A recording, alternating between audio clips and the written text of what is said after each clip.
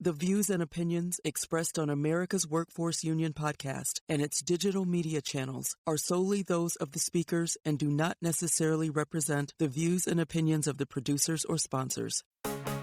Welcome to the America's Workforce Radio Podcast, the flagship production of the American Workers Radio and Podcast Network, where organized labor and its never-ending fight to protect the rights of the American worker come first. Now, presented by LIUNA, Laborers International Union of North America. Here's your host, Ed Flash Ferens. University of Chicago press workers go union. What Starbucks did to stop a union drive in Seattle. And today on the show, a new study on union contractors working on public projects. You'll love this one. Welcome to the Tuesday, July 28th edition of America's Workforce, where we're available on at least 5 platforms, including YouTube, Apple Podcasts, iHeartRadio, Spotify, and Pandora.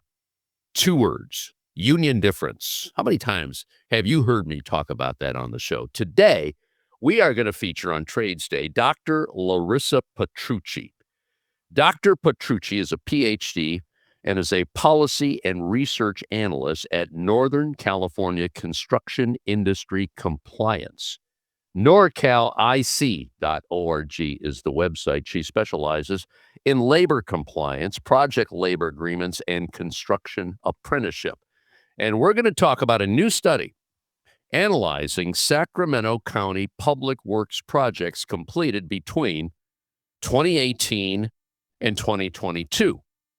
That study found out that those projects led by union signatory prime contractors were completed as much as 22 days faster and were more than 10 times better at controlling costs than those led by non-union contractors.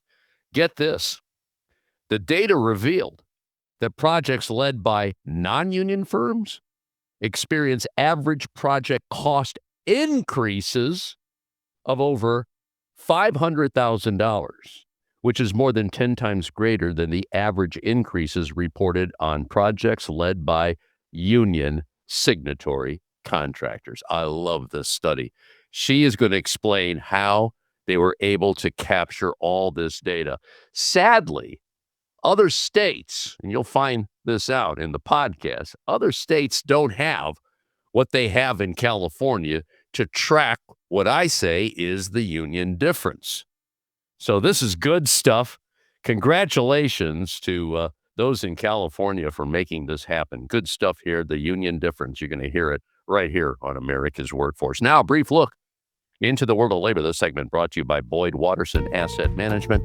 We're talking almost $40 billion of assets under advisement, serving the needs of Taft-Hartley funds, corporations, public funds, endowments, foundations, as well as religious organizations. You can find more at BoydWatterson.com.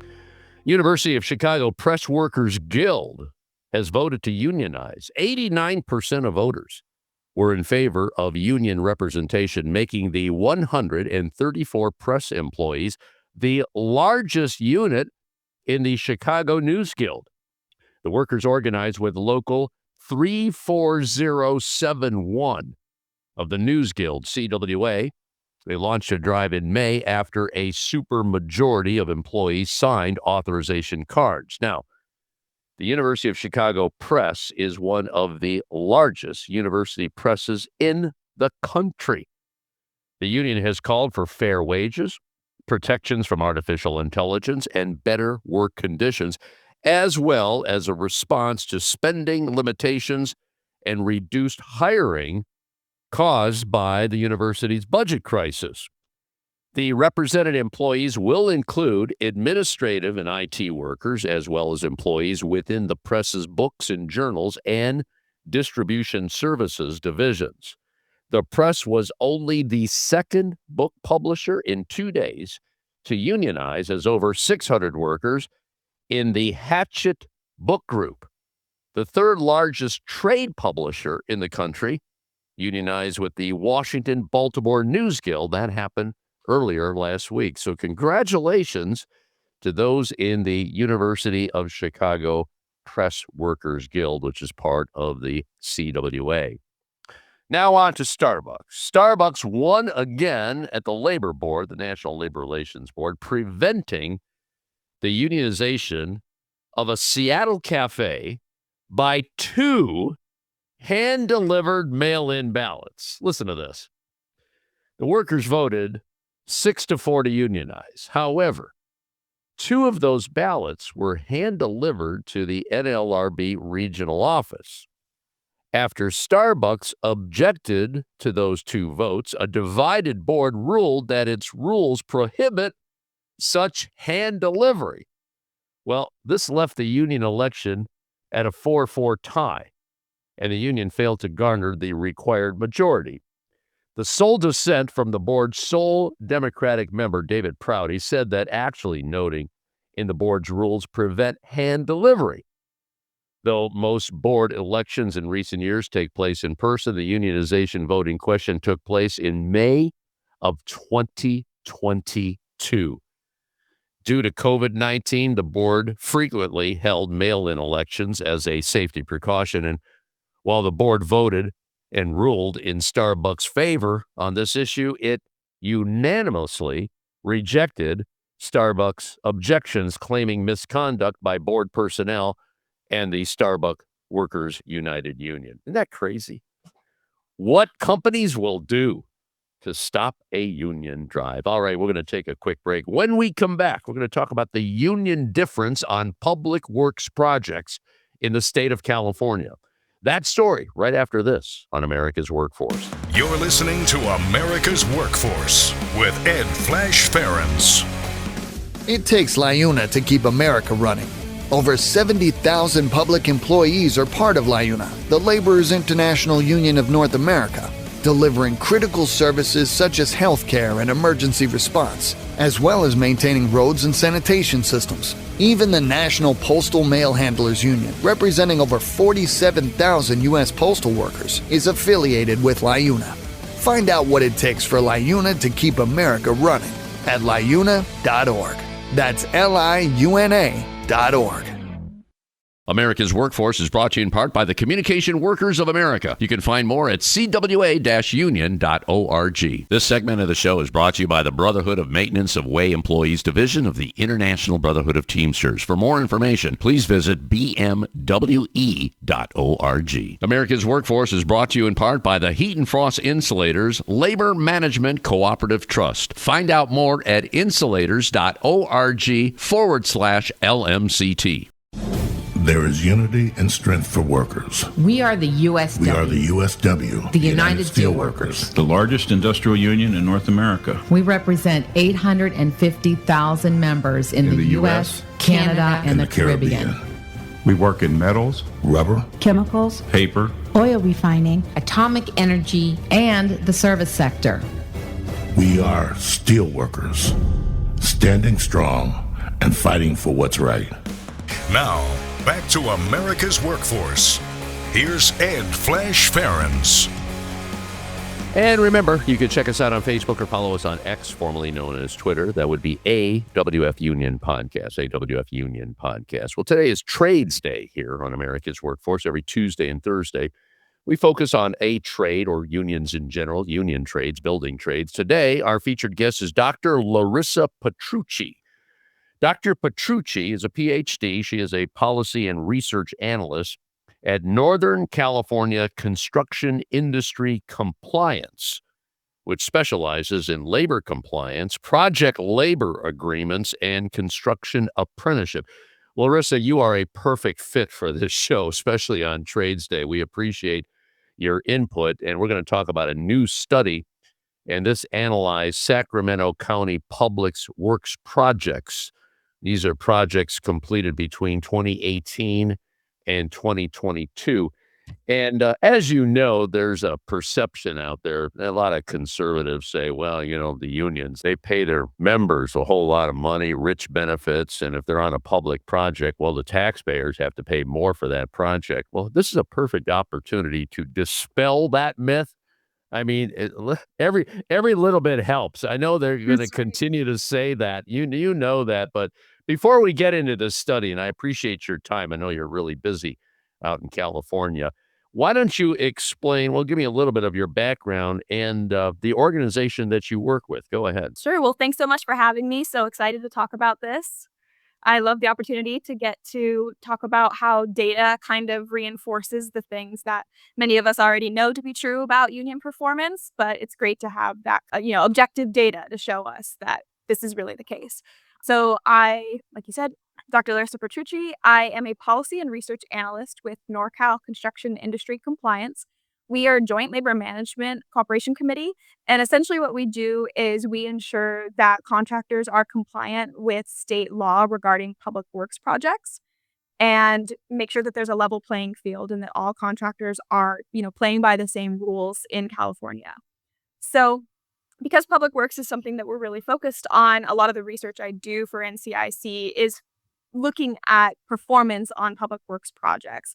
As you kind of mentioned, this is especially important when it's taxpayers who are funding these projects. So we want to make sure that they're being funded in thoughtful, ethical ways and that the taxpayers are getting back what they put in. We should drive everybody to the website for NorCal Construction Industry Compliance, and that's NorCalic.org, NorCalic.org. So talk to me about this study here.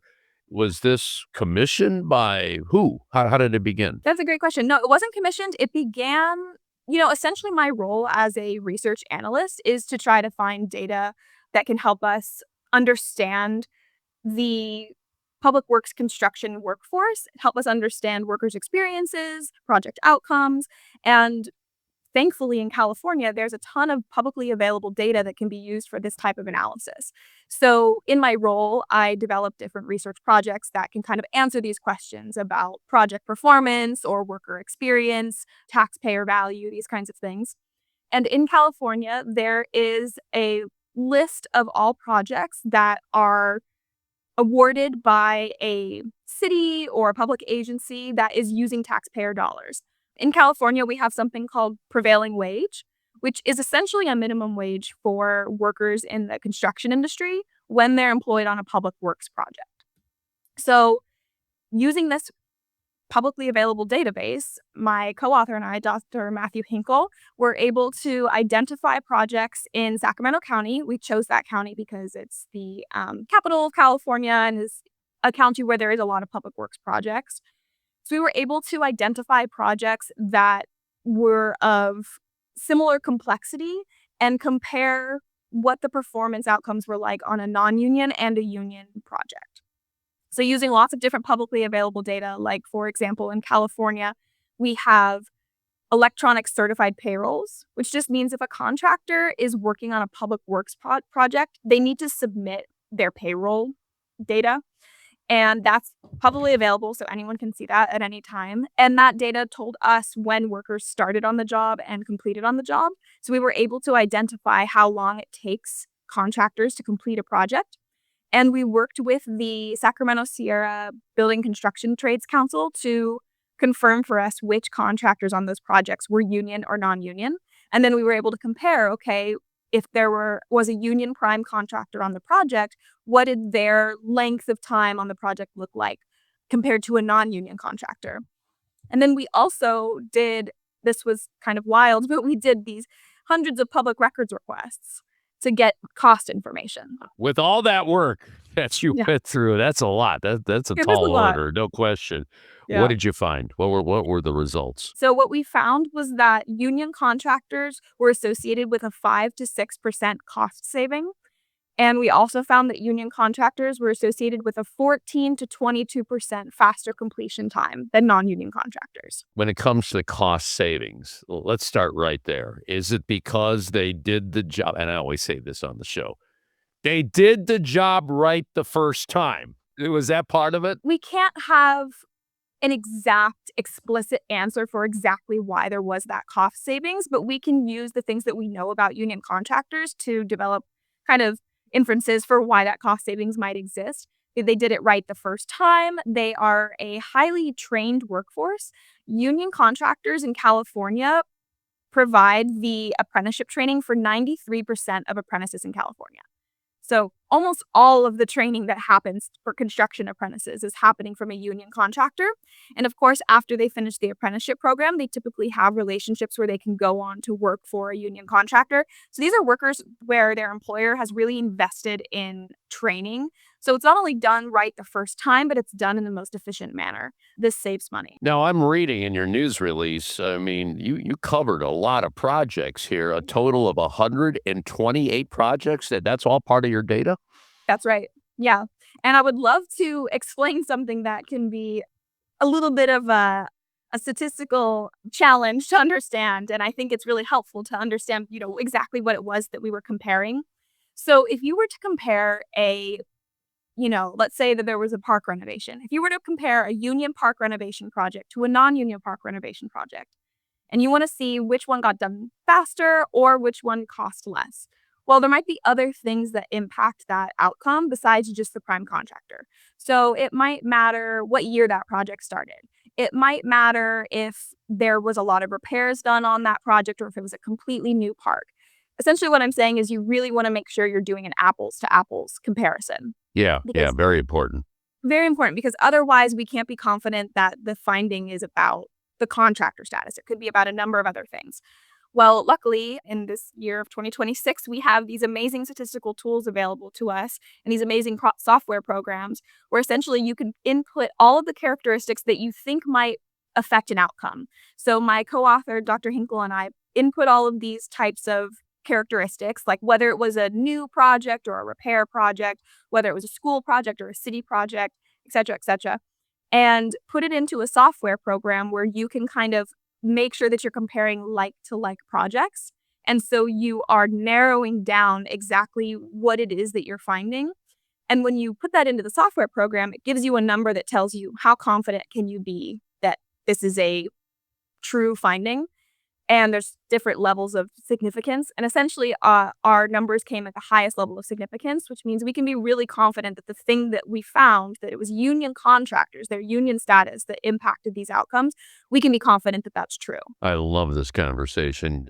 Do you have some more time? I got a couple more questions. I got time. I appreciate it. To talk about union contractors, I got time. This is something we in America's workforce want to celebrate. So let's keep talking about this. Our featured guest today is Dr. Larissa Petrucci, and she is with the NorCal, that's Northern California Construction Industry Compliance, which is a joint labor management organization. Here's the website, NorCalIC.org. We're talking about union contractors delivering projects faster, and they control costs much better than non-union contractors. More to come from Dr. Larissa Petrucci right after this. You're listening to America's Workforce with Ed Flash Ferens. American workers are sick of struggling to get by. It's time to get ahead. In the Teamsters Union, workers are winning industry-leading contracts, historically high wages, fully paid healthcare, and retirement benefits you can count on. Across the country, Teamsters fight alongside our brothers and sisters to secure a better life. It's what we've been doing and how we've been living for more than a century. When we fight, we win. Join us. Be a Teamster. America's Workforce is brought to you in part by the International Federation of Professional and Technical Engineers. You can find more at ifpte.org. The Iron Workers Great Lakes District Council, consisting of 8 iron worker local unions in West Virginia, Pennsylvania, Ohio, and Michigan. We build the skylines and bridges along the Great Lakes. With more work than ever before, the Great Lakes District Council is actively searching out the next great iron worker, whether it's building the next Intel plant or constructing a bridge to safely connect our great cities along the lake. So join the Iron Workers Great Lakes District Council today. Find out how and learn more about the council by visiting iwdistrictcouncil.com.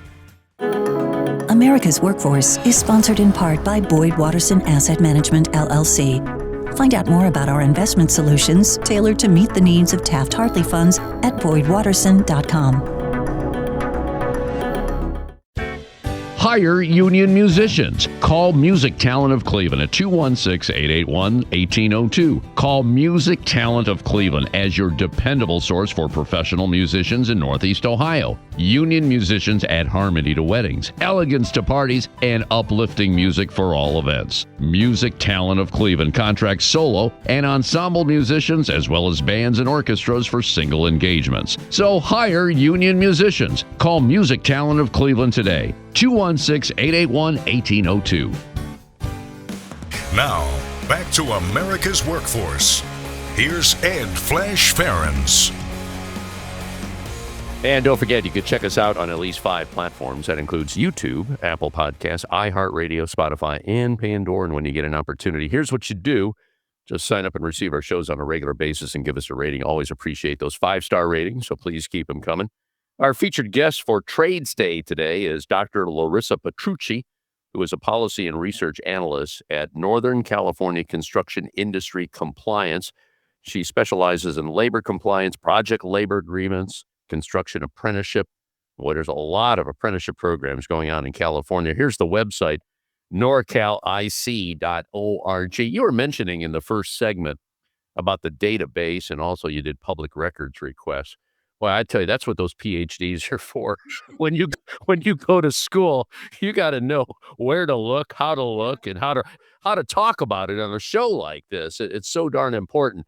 Now, let's get into California. I know California is pretty much a pro-union state, pro-worker state. There's no question about that. Union density is pretty strong. And I'm just wondering, I'd like to compare maybe other states here. It would be good if we have more data in other states on what you're doing. We're talking about union contractors delivering projects faster. Number one, we know that. And also at a better cost when compared to non-union. And again, it's this perception, non-union, they can get the job done, especially on a public works project, that's more affordable to taxpayers. Wrong. No, that's not the case. So you worked with Sacramento.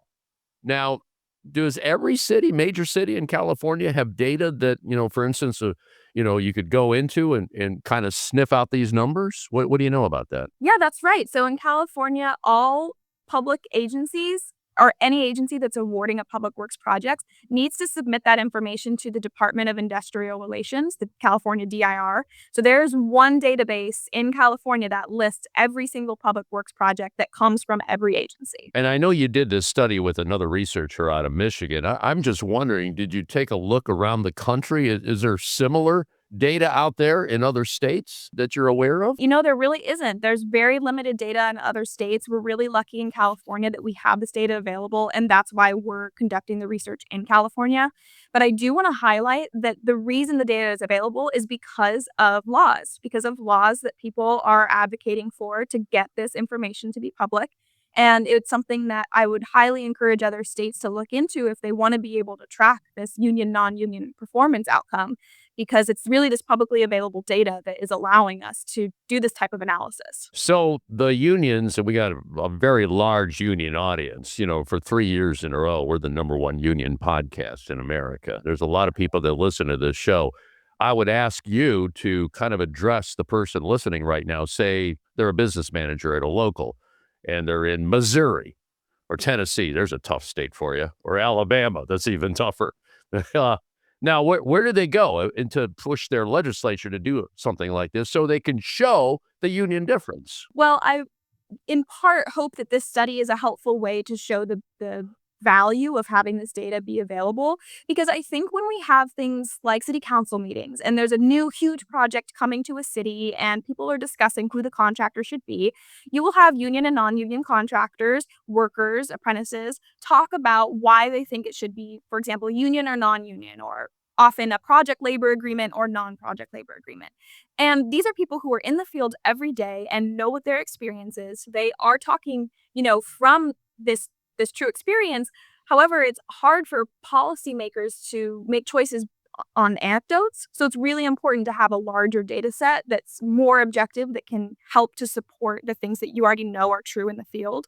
So I'm hopeful that a study like this is a way to start to push legislators in your state for this kind of publicly available data. where I would start if I was, for example, a union contractor, is I would be asking the, union that I'm signatory to if they have any kind of policy efforts that they're taking. It's very common for building trades councils to push for certain kinds of policy that they, believe is going to be worker centered. So that might be a place to start. And, I would be happy to talk to anyone about what we have here in California. There's actually a few more studies that are going to come out in the next year or so that I'm working on that will more specifically detail exactly what types of public works laws that we have. I would really love to encourage other states to do the same, because these things shouldn't be behind a black box. They should be publicly available. They should be things that we are spending our money on, and we should know what the performance outcomes are. Larissa, in one word, it's transparency. And you think about that. As far as a taxpayer wants to know where his or her money is going. And this is a perfect example. Let me ask you, when this study came out, which was pretty recent, what kind of play did it get? Did it get some media attention in the state of California? It did. We were able to do an interview with the Sacramento Bee, which is a popular newspaper here. We had the leader of the California Labor Federation retweeting it, reposting it.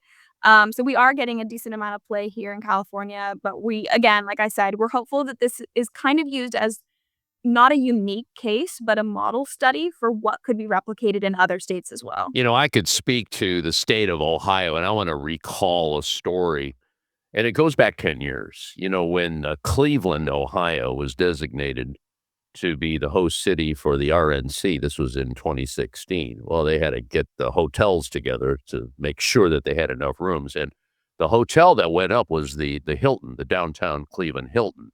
And that was a union project. As I recall, I don't think it was a project labor agreement, but it was a union project. And I remember the story because we reported on it. They saved $20 million. When they did the bid on it, they realized, first of all, it was done, they had to get it done in time. Okay, the convention was coming. So they made sure it was union because they knew it was going to get done on time. And because, in fact, it was done quicker. It was done quicker, much like what you were talking about in Sacramento. And they saved $20 million, and they used that money to, they reinvested it to expand other things. So my point is this. It didn't get that much play. I saw it in a couple, the Cleveland Labor Citizen, which is produced by BMA, which produces this show. It was a front page article. But when it comes to the general media, didn't really get it. So that's why I asked you. In California, again, you're a pro-union state. I get it. But I think this message, we got to carry this across all of America. And hopefully those listening to this podcast today will do just that, start something and show the union difference. The guy that you worked with, Matthew Hinkle, maybe you could talk about that partnership and why that happened. I mean, what was his input on this whole thing? So Dr. Matthew Hinkle and I met because we are both members of a group called iSeries, which stands for the Institute for Construction Employment Research. So iSeries has a lot of construction researchers in the United States who are working on these similar types of projects, similar types of questions, and connects them through a listserv, through symposiums. And to be honest, the field of construction research was particularly popular when prevailing wage laws were getting more attention, especially in the 90s. So there's a lot of researchers who are further along in their careers who have been doing this type of research for decades, but fewer researchers who are earlier in their careers. So Matt and I met through iSeries and realized we were both kind of, early career construction researchers, and we're really excited about this. It's not that common to meet another person who wants to spend hours and hours going through certified payroll data, and who, we get on a call once a week and we're like giddy when we get a public records request response. So it's a really great partnership. And yeah, Matt was an equal partner on this study. We collected all the data together. It would not have been possible, I don't think, without the two of us, because it was just so much data. Matt ran many of the statistical analysis as the economist on the study.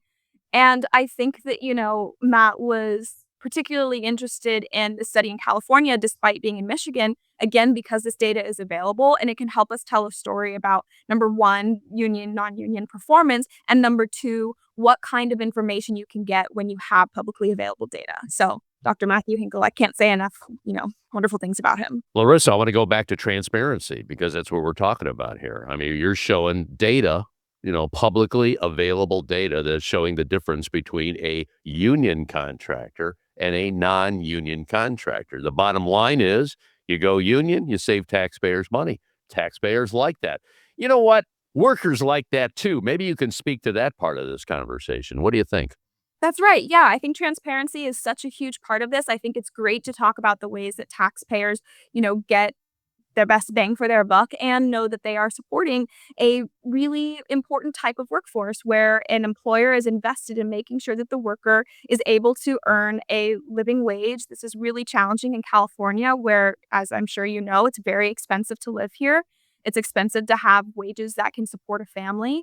It's challenging to be able to have a high-paid job without a college degree. But in California, apprenticeship programs do allow folks that opportunity if they don't want to go the route of a college degree.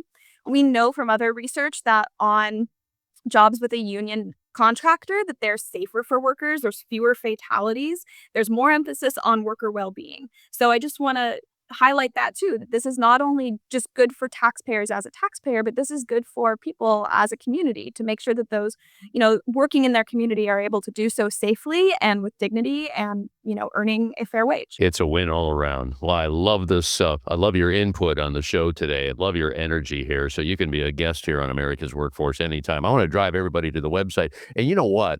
Is all your information posted on that website, NorCal, NorCalic.org? Everything there? Things are there. And you can also find more things specifically related to the research at LarissaPetrucci.com. It's just LarissaPetrucci.com. Oh, you got your own website. I like that. That's great. Because you know what? After this post, people are going to, in other states are going to say, you know what? We need that kind of research in our state. So we can show the union difference like California is. I like that. And hopefully that'll happen.